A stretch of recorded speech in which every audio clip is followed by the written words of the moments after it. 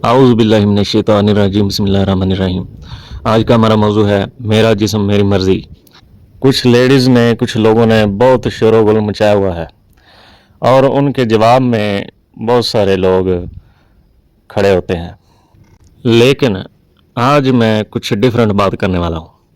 ये जो कहते हैं कि मेरा जिस्म मेरी मर्ज़ी, हमें मर्दों के बराबर हकूक़ चाहिए, हमें मर्दों के शाना बिशाना चलना है, हमारे ऊपर क्यों ज़्यादती हो रही है, हमें पर्दा क्यों करना पड़ता है, हमें क्यों पाबंदियाँ हम पर क्यों लगाई जाती हैं, हम मर्दों की तरह क्यों नहीं निकल सकती, हम मर्दों की तरह शाना बिशाना क्यों नहीं चल सकते। इस तरह की बहुत सारी बातें ये करते हैं और जब इनको कोई बात की जाए हक की तो ये कहते हैं कि नहीं, मेरा जिस्म मेरी मर्ज़ी।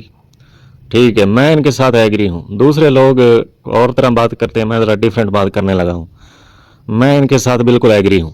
इस अमल से गुनाह ज़रूर मिलेगा, क्योंकि अल्लाह पाक की तख्लीक में फ़र्क डाला जाएगा तो गुनाह ज़रूर मिलेगा। लेकिन ठीक है, तुम करो, गुनाह ले लो, और तुम्हें ये शौक़ है तो पूरा करो।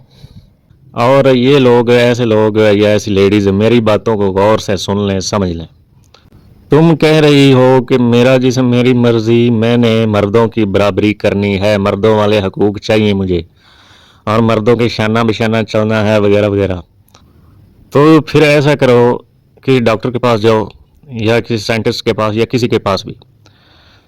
तो जो तुम कह रही हो कि मुझे मर्द बनना है, मर्दों वाले हकूक़ चाहिए, तो ठीक है, तुम जाओ किसी डॉक्टर के पास या साइंटिस्ट के पास या किसी के पास भी, अपना चेहरा मर्दों जैसा बनवा कर आओ, छाती और पूरा जिस्म सर से लेकर पाँव तक मर्दों वाला बनवा के आओ, और अपने अंदर फीलिंग्स, जज्बात मर्दों वाले पैदा करवा के आओ।